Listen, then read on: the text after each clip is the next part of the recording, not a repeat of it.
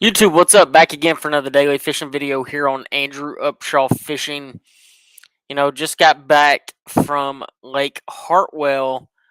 Let me tell you guys, those guys absolutely smashed on them out there. I'm not really surprised at how good they did.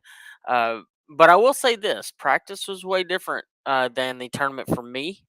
And I really think you could take something from this particular live and what we're going to talk about today. One thing is I finished up on Friday and I actually got on the road almost immediately and headed to Texas. My son had a flag football game and I had to get back for it. I mean, the kid is your kids only grow up once, and so I really want to be a part of his life as much as I can be. And so I drove the 11 hours and got back just in the nick of time. But today, guys, we're going to be talking about Hartwell, more specifically, day one of Hartwell, and kind of what went right and what went wrong.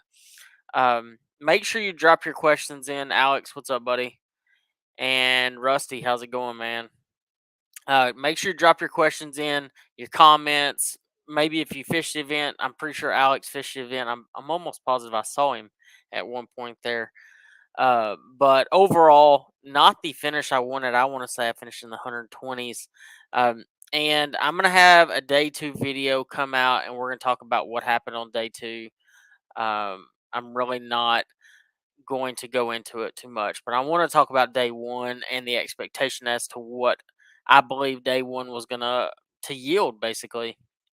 And yeah, it was a different place. Last time I was at Lake Hartwell, I finished in the top 10. I think I finished 6th place.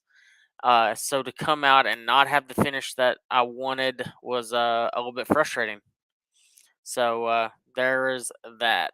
Uh, Canard fishing was there. It was a weird bite. What's up, brother? How's it going, man? Day two on the red. Hey, day two on the red was a fairly uneventful. I caught 2 bass, so um, I just didn't really see the point in putting video out if I only caught 2 bass. Like, what are you going to really learn from that?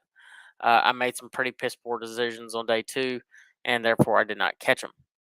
But today, the way we're going to break down this particular show is I'm actually going to show you basically my fish catches and kind of walk you through what happened throughout the event and let y'all ask questions because I think it's really, really important that y'all are able to ask questions while the actual event went on.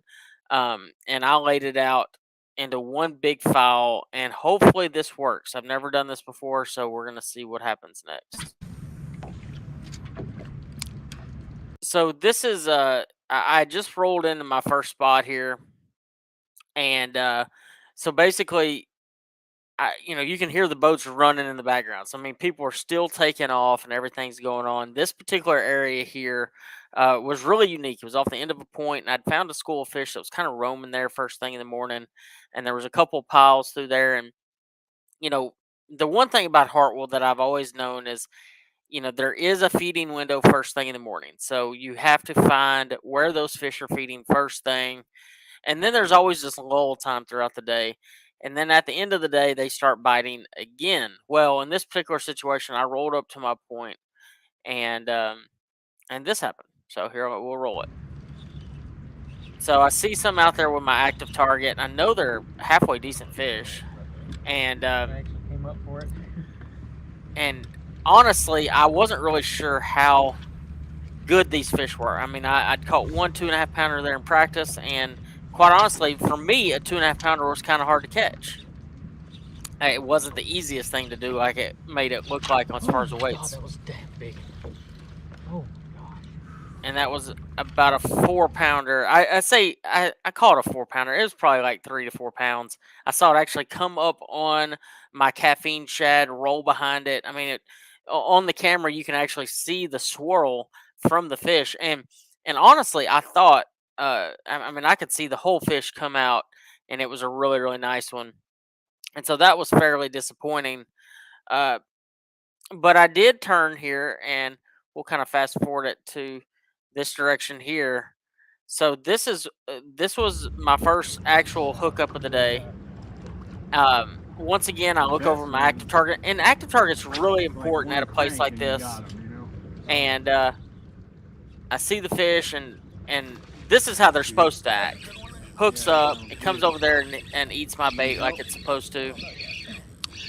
And quite honestly, I mean, when it comes to fishing tournaments, it's all about making good decisions. I honestly didn't make the very best decisions that I could make as far as my opinion on the matter. I definitely could have made better decisions, obviously, because I didn't finish where I wanted to finish. But it definitely was kind of a learning experience for me because I had this expectation that throwing the caffeine shad, throwing a sexy dog hard knock, throwing a variety of top waters and moving baits was gonna be the best course of action to catch a good bag of fish. But one thing, I was actually talking to one of my buddies on the way home. You rarely ever um, see these tournaments. Like everybody saw the live last time when I made a top 10. And so everybody kind of had that expectation that we're going to be able to go out there and fluke them up, top water, and do that whole moving bait thing, the herring bite. And quite honestly, it just did not develop for the most part. Now, granted, could you catch one or two a day, three a day, four a day doing it? Yes, absolutely. But going out there and that being your sole way of catching them was really, really difficult. And I know it was for me as well. And so, I was fortunate Yeah, enough look to at that. start out with that fish, not a bad Yeah, one. he ate it good. He ate like And he wanted to the eat. reason I sit He there ate and show good, that buddy. how he choked that bait is because, quite honestly, it was really hard to get him to commit to baits during practice. So I was like, man, maybe I figured something out. I changed colors up a little bit, and I had a pretty good feeling that, hey, maybe I could just run all these places and catch these bass. Um, but it definitely didn't line out like that for me. I made a couple moves after this, and honestly, this is a very interesting shot here. You're seeing me dropping straight down on a fish, and so majority of my bass came drop shotting. You look at a lot of the top 10, Matt Pangrak, and there was quite a few others. I watched a little bit of the live. Kind of got a little depressed because basically half the field that made a top 10 was doing the exact same thing I was doing. I just hit a bad rotation, unfortunately, and quite honestly, on day one, I did not start out drop shotting. I started out running my herring stuff and really heavily running herring fish, moving baits, and a lot of guys caught them first thing in the morning, and I just did not develop that like I wanted to. But this is a very interesting clip right here. I saw a group of them under me here. A very firm believer in that. Oh, got him. See, just like that. Hell yeah. So you're gonna see me play this fish pretty hard, and so kind of to pause it for just a second before I give away everything. I actually was on Wednesday. We have a half a day practice day on Wednesday. I actually did not use that half day practice. I didn't feel like I was going to really learn or find anything else other than what I've already had found. And quite honestly, I'd had so many brush piles and cane piles and things that honestly I didn't think I would be able to hit everything I'd found as it was.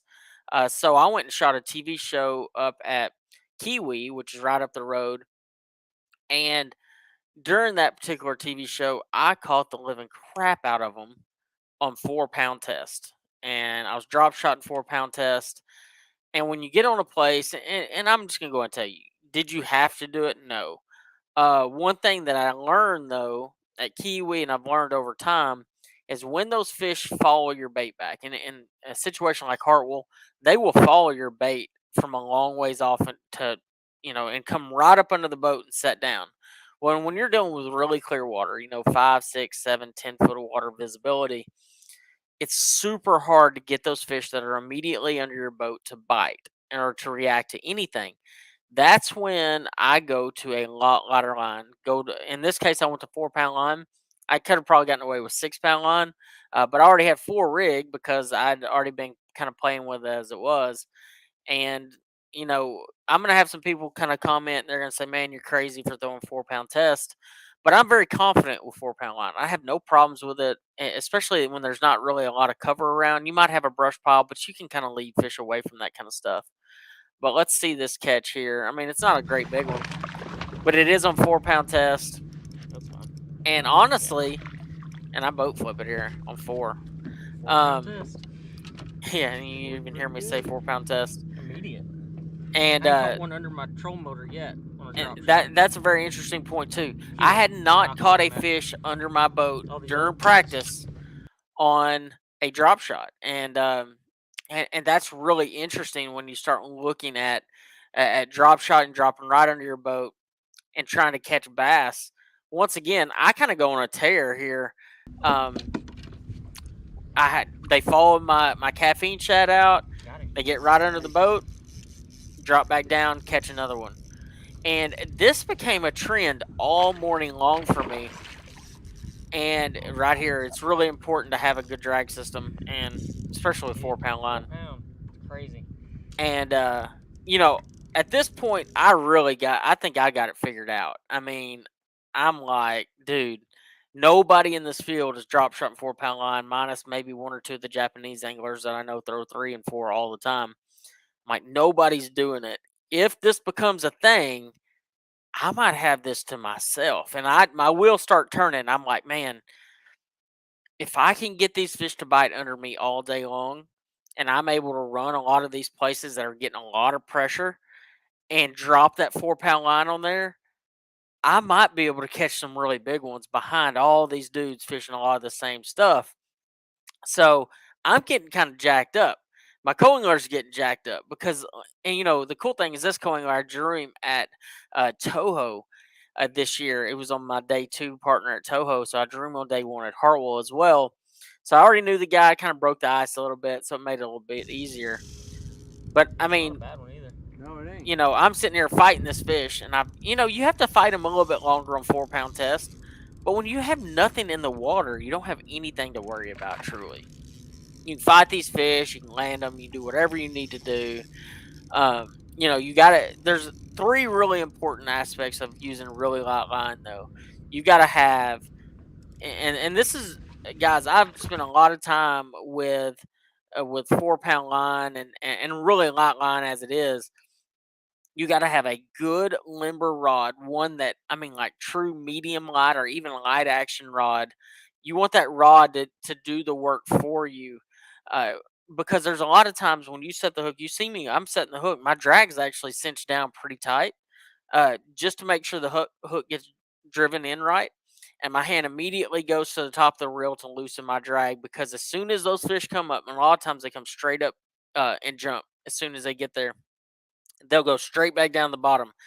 And if you back that drag off and you see me go down and drop my rod in the water, that is actually giving me just enough time to back that drag off to let that fish go back on its run.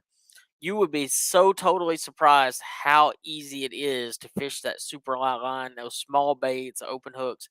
But so first thing is having a good rod. The rod I'm using is a Lew's Custom Pro rod. I don't even think they make it anymore. It was actually called the Finesse Spin. So if it ever breaks, I don't have a backup. But I've had that rod for quite some time. I think it's a medium light 610. And you want something in that range. You don't want something too high, too heavy, and you don't want it extra fast. You want a fast action or even a moderate fast action rod. The 4 pound line I'm using, I think that's actually Sunline. Strike King doesn't make 4 pound. When I was at Oneida, I actually bought a spool of 4 pound sniper, just to kind of try it out. And I wanted to play around a little bit. And I caught a bunch of bass when I was up there after the event, because we had to do this kids camp.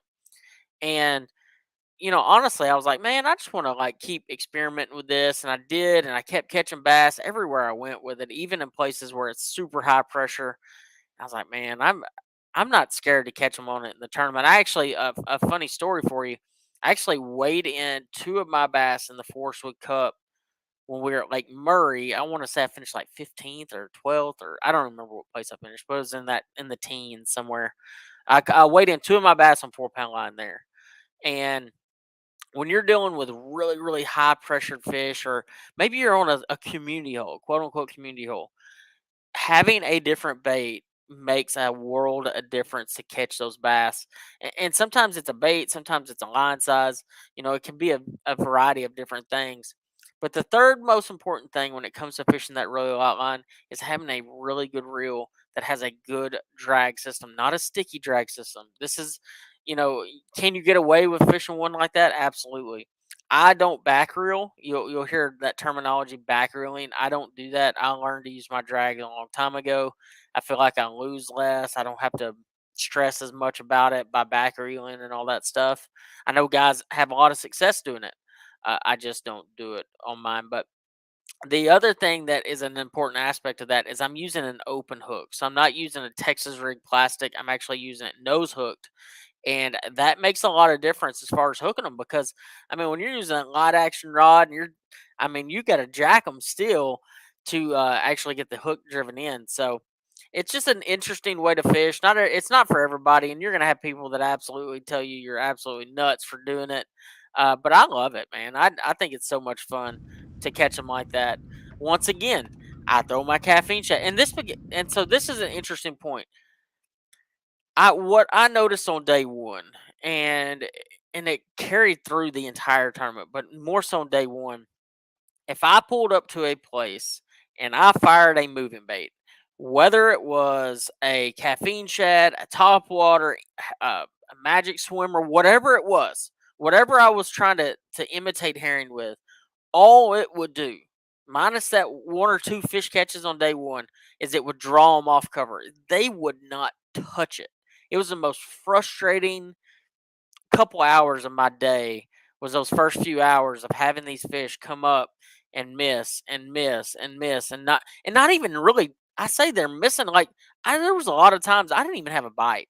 I had four big bites on my caffeine shad that I either hooked for a second or lost or missed on day one, and every one of them, it was like you barely had them. And as you can tell, it's pretty calm right here. As the clip goes on, you're going to see it gets even calmer as the day progresses. And but what I should have done, we talk about mistakes were made, we talk about all these different things. What I should have done is back off, make long casts with that drop shot, a shaky head, a more finesse bait, and therefore catch more bass. And that be the first bait I cast instead of drawing the school off of cover. Because as soon as that school would come off cover, they come right under the boat. Well, it worked really early in the day. I was able to drop my drop shot down and catch a lot of bass. And this is case in point, another one. I mean, I pull up, throw my caffeine shad, draws the school, make a couple more casts with it, nothing. I drop my drop shot down. I can see a bunch of them down there. You can hear me even talking about it. And, yep, Nice, and there it dude. goes. I mean, it's a really interesting way to fish. Got a little pool on them. Yeah, like right off. Yes. And I was pretty excited about this fish because I actually thought it was a big one. It was more so wishful thinking, if I do say so Nice, myself. dude. Um, but and Love doing this. and I'll be honest with you guys, like, catch them on 4 in the freaking tournament. Awesome. I'll be honest, like, I had so much fun that morning. Not only was I with a co-angler that I kind of halfway knew, and that we could kind of share some. We'd already shared the boat a couple times, but it was doing something I really love to do, and I love to catch them on really light line. I always have. My biggest fish on 4 pound line is a 7 pound largemouth that I caught in Toledo Bend. I literally spooled up my 4 pound line. I went down there to the dock at my house or my parents' house, and the first cast I made before with a wacky rig, I caught a 2.5 pounder, I think. And the very next cast I made with it, I caught a 7.5 pounder. It took me like 6 or 7 minutes to land the fish. And this is an area that's full of stumps. And I was able to maneuver that fish around and land it. But the day kind of got a little stranger though. I mean, so I catch that fish, and as you can tell, the sun's starting to get up a little bit here. And it does change. The fishing starts changing. I'm having to really relate more to the brush and not the fish that are sucking out to where I'm actually fishing. and so that made it a lot different. Um, I'm actually having to fish isolated cane piles, brush piles to get my bites. If you notice, I'm not moving my rod a whole lot here. I'm throwing it in there. I'm a lot of times letting the bait soak in there. I mean, there was a few points where I was actually making 5 minute cast on particular piles just to get a fish to react. It's gotta be.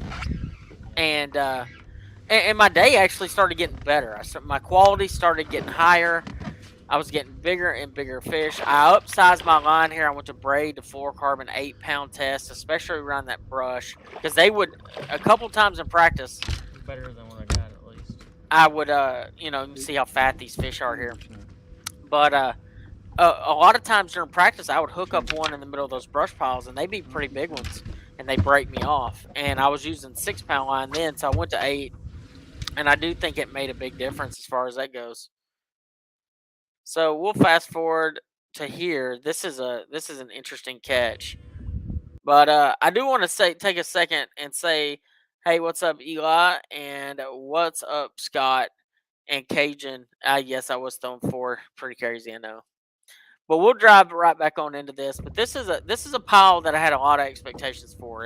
It had what I believed were better than average fish, higher quality fish, There we go. That's a better one. and I'd caught a 3.5 pounder out of this pile in practice. Oh, And the dots were way bigger on my active target. I just felt like it was a better opportunity for a big bag of bass. And so I spent a little bit, probably more time than I should have on this particular pile, especially after this particular fish catch. Um, I was really, I honestly thought with the bag of fish that I weighed in on day one, I think I weighed in just over 10 pounds, like 10 and a quarter, 10 and a half. Pretty good. I actually really thought that I'd be in better spot than what I was. Overall, I honestly thought the top 40, 50 would be around the 11 pound range. So I thought I'd be like a half a pound out. But in fact, I want to say it was like 13 and a half or 13 around that range to be in the top 40. And these guys always catch them. That's just the reality of it. I mean, even when you think the fishing might be tough for you, day in and day out, these Bassmaster Open guys figure it out. It's pretty spectacular how good they actually do. But once again, this is another spot. I pulled this was all within about a quarter-mile area that I found in practice, and this is me getting on the spot about 11:30. I tried to get on this particular spot like 5 or 6 different times, and there was 2 to 3 boats on it every time. And I caught a 5 pounder there. I'd seen a bunch of other big ones there. In this 1/4 mile area, I had a 5, 1/4, and like a 3 something. And so I was like, heck yeah, man, this is the spot to be in. But I never even got to fish it until this time of day on day one, after it had already been beat up by quite a few boats. And so to even get a bite there, I was pretty happy. But He's just a wreck. but it was just really hard to get bites. I mean, you're getting a really you hear a lot of anglers talk about bad rotations. I felt like I got in a really rough rotation towards the end of the day. Every time I'd roll up on a new place, it was nothing but honestly the way the fish were acting, and you can tell the way these fish act if they're going to bite or not. And a lot of times, you can actually tell that these fish have been pressured based on how they chase your bait, how they react. Once again, this was another pile in the same general area that I'd had a couple big bites in. And, I honestly, when I weighed my fish, because I didn't weigh my fish during the day like all the anglers do, I kind of want to have that unknown. If I only have 9 pounds, I don't want to be depressed the whole day. I actually thought I had around that 11 pound range here Not a bad one. to 11.5 pound range because they were just so fat and big. Yeah. And, it just didn't work out quite the way I wanted it to. But, this was another nice bass. I mean, it wasn't anything crazy. But, I mean, you see how fat these fish are. I mean, Take it. I'm at this point, I'm like, okay, I'm not doing too terribly bad. Hard. Especially with as tough as the fishing as I actually thought it was. And so, I go through there, I cull a fish out, Hallman rolls up about the same time that I call that fish, and we talked for a minute, and he's had about 9 3/4 pounds. So he and I have a real similar bag of fish on day one. And I'm like, man, I wish I could tell you something to help you catch him. I mean, he was in sixth place in the overall, and I mean, I just didn't have anything I could do to help him. It was just one of those bad situations. But I literally did this all day. Like, I bet I caught 40 bass this day. And it was like every single place I pulled up to, I could catch 1 to 2 fish. And I was dropping on almost all of them. And it was fun. It was a good, fun day. I caught a bunch of bass. And I mean, you can't expect much more than that. Uh, did I get the land the bass that I really wanted to It's hard to land on say. my You know top what I mean? water? All mine And are just so much clones right now. I would have loved to landed those fish because it would have given me a bigger bag. 1 4 pounder in my bag, and I go from 10 pounds to 12 pounds, Holes though. or even probably closer to like 12 and a half pounds. So Yeah. that is one thing about it. I'm pretty sure. So it is it's an interesting way to fish, and it was an interesting tournament, no doubt about it. Let's see. Scott said, "What do you think about the new Hellraiser by Z-Man? Haven't heard many people talking about it. We actually bought a few for that particular event, and we actually really thought it would play. But the problem is with that, the Hellraiser, is that it is um, it's a really loud bait, and it seems like Holman and I were talking about it. It almost seems like it would be better off." Uh, for just using it like shallow water where like you throw a buzz bait or something like that. So there was one catch that I didn't get in there. It was on my caffeine chat. At the end of the day, very end of the day, I rolled up on a spot, and I'm gonna tell you flat out, when I rolled up there in practice, I bet I saw 500 fish, and I'm probably exaggerating a little bit, but I mean it was in every direction you looked. There were schools of bass, and I hadn't been to it yet. It was really close to take off, and I roll up there, and I don't see hardly any. I mean, it was like vacated, and with my active target, but I see one bust, and it looks like a tiny fish. I mean, it was one of those that went, just kind of grabbed a herring off the top of the water. I throw my caffeine shad. As soon as it hits the water, I set the hook. It eats it, and it's a 2.5 pound or probably 2 1/4 to 2.5 pound largemouth. Makes a call, and that was literally my last cast of the day. But overall, day one did not go as I mean, it went as planned, kinda. I mean, I caught a lot of bass. I caught a lot of decent bass. I had a lot of fun, but I just did not get that 5 to 6 pound bite, or even well, I say 5 to 6. I could not hardly land that 3 to 4 pound class fish that you gotta have. Even if it's just one of them, that one fish means all the difference in the world. I was never able to land that fish on day one. Now, let me tell you straight up, day two was a different story. It doesn't reflect it in my weights, but I promise you guys, we have a lot to talk about on day two. We're not going to dive into day two today, but if you do have any questions, make sure you drop them below. I'll be able to answer any and all that you have, hopefully. Like I said, not the tournament that I was wanting on day one, but I do believe this video walking you through the day, how it went, how it transpired, will help you the next time you're on the water, especially if you're in one of those situations where you're on a herring lake and you got to make really tough decisions. Alex has for me, they top water good in practice, but only caught two in the event, caught the rest on a drop shot. That is a very interesting point because that is how it was for a lot of anglers in the event is they had, a decent practice on top water, decent practice on a magic swimmer. They had these bites, these good bites. I only practiced about 2.5 days is when it was all said and done. That's what I practiced. The half day was just basically a waste for me. I didn't really do as good as I wanted to do. The first day of practice, I caught about 18 pounds. I had like a four and one right over four, like a 4.5, a four, a 3 3/4, and then I had a couple like heavy twos, and I'm like, man, like this is pretty good. Like I'm thinking that top 10 vibe. Like I'm gonna go out there and I'm gonna smash on them, and it wasn't like that. My last day of practice, which would have been Tuesday before the event, I did not have that big weight like I had on the first day of practice. Now, granted, I was using a bunch of different stuff, kind of running a lot of different parts of the lake that for me weren't as productive. But I caught my one of my biggest spotted bass I've ever caught in my life, and it was a 5 pound, 2 ounce spot, and I caught it out deep, and there was a bunch of them with it. That day I caught like four other 2.5 pounders. So I had a 5 2 and I had four 2.5 pounders, and I'm like, man, like that ain't too bad. Like I got just over 15 pounds, and granted, part of it was a 5 pounder, but a 5 pound spotted bass is nothing to blink your eye at. I mean, I weighed that fish because I was like, I need to know how big this joker is. The only thing I regret is not getting a picture of it because it was such a big one. But I had kind of boats around in the general area, and I was just trying to get back as soon as possible. Um, and overall, though, I came into the event with a really big expectation. I had this expectation that I wanted and needed to make a top 10, not for points' sake, but just for sanity's sake. I wanted to go out there and do really well.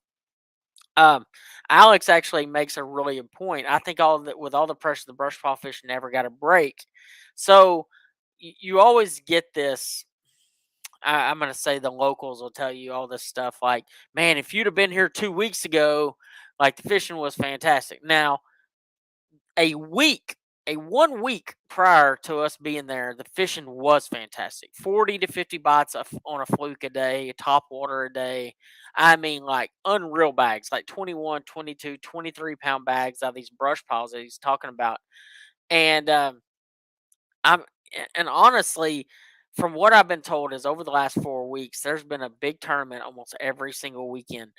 And one thing that we did in that top 10 when Scott and I made that top 10 is we kind of, not just us, but everybody in the top 10 really exposed a lot of the live scope, forward facing sonar stuff, and just how deadly it was for these fish. And people are getting good at it, man. I mean, just look at the finishes of all these anglers all over the country, and whether it's pro or amateur, you're seeing guys come out of the woodwork as great forward-facing sonar anglers. So, we're following up 4 weeks of big tournaments at a place where everybody's doing the same thing. I think you're going to start seeing these fish change. I absolutely believe that over the course of the next 5, 10, 15, 20 years, the day and age of just going running herring fish, for instance, running these brush piles, throwing top waters is going to get even more difficult. I mean, it's just going to be crazy hard to get bites, and you're going to have to resort to more shallow fish, old school fishing, flipping, pitching, buzz baiting banks, things like that, because fish are not going to stay out there if all they're doing is getting pinged by these electronics and getting caught every time they set up on a body, on a piece of brush or whatever. So having that mindset moving forward, I'll be honest with you guys. My year this year has been absolute garbage, hot garbage, as I like to put it. But one thing that this later part of the season has done for me is it's kind of opened my eyes for next season, and having that understanding as to how I need to approach the next year. I'm kind of using this as a test run, this last few tournaments as a test run going into next year to kind of have an idea of how I want to approach the year. Do I want to approach the year just doing my best to catch five a day? And I know that sounds super easy when you go to a place where Hartwell, where everybody catches five a day. But you go to a place like the Red River, you catch five a day there, you're in the top 10, top 20. You know, you Tommy Martin told me a long time ago, one of the most important things in the Bassmaster Opens or any tournament trail is figuring out a way to get five a day. And we a lot of times as anglers we kind of overlook that. We're like, oh man, five's easy, like no big deal. Five, I can get five. It is not as easy as it sounds, especially if you fish the way that I fished this particular season, where you know a lot of my practices, I would have places where I was like, okay, in this hand, I've got the possibility of making a top 10. And in this hand, I've got the possibility of a limit. Well, this top 10 hand really played a lot on me this year. And there was a lot of times that I don't like the term swinging for the fence, but there was a lot of times that I put myself in position to try to catch a really big bag of fish. And to kind of put away the fact of catching five, because I felt like if I did my job the way it was supposed to be done, catching five would have been a no brainer. But you kind of get behind the eight ball. You make one bad decision. You show up to a stretch and there's 25 boats on it. That happened to me at the James River. I rolled up and I was one of the only ones there, and I was like, "Oh my gosh, I'm about to crush on them." And then all of a sudden, 15 boats pass me and go get on the same stretch. And I'm like, "Oh my god, this is not good." What I found is not as good as I thought it was. And so having that understanding of what's getting pressure, what's not getting pressure, the baits that I need to have for next year, opposed to the baits that are really going to spin me out more so than anything. I have a good feeling about next year. I've got a tournament next week at Sam Rayburn. Once again, I'm going to approach that as a learning tournament. If I can't go get a top 10 or get a top 5 or win the tournament, so be it. And it will be fantastic. And I've had some absolute phenomenal tournaments in the fall. I led FLW Toyota or Costa or whatever it is. I led one of those for a couple of days in the fall a few years back. And I'd love to have some redemption there and go and possibly try to win one. That'd be just absolutely amazing. It fishes really unique that time of year, so I think it'll be really, really interesting. Cajun actually said here, he said 5 a day is very, very tough in the opens. Only weighed 9 fish in each of the first two centrals this year and had 13th and a 23rd. One more fish in each tournament would have been done wonders. And he is 100% correct. And the first two centrals of the year were Ross Barnett and the Red River. I only weighed in, I don't even know what I weighed in at Ross Barnett. I was just so mad at the world. I had one of my best practices I'd had all year at Ross Barnett, and they dropped the water like 4 inches only. But I was catching my fish in like 9 to 10 to 12 inches of water, and the fish left, and I don't know where they went to this day. I tried to back out and catch them. I tried to do a bunch of different things to catch them, and it just didn't work out. But catching 5 a day, guys, is so important when fishing tournaments, especially a series of tournaments.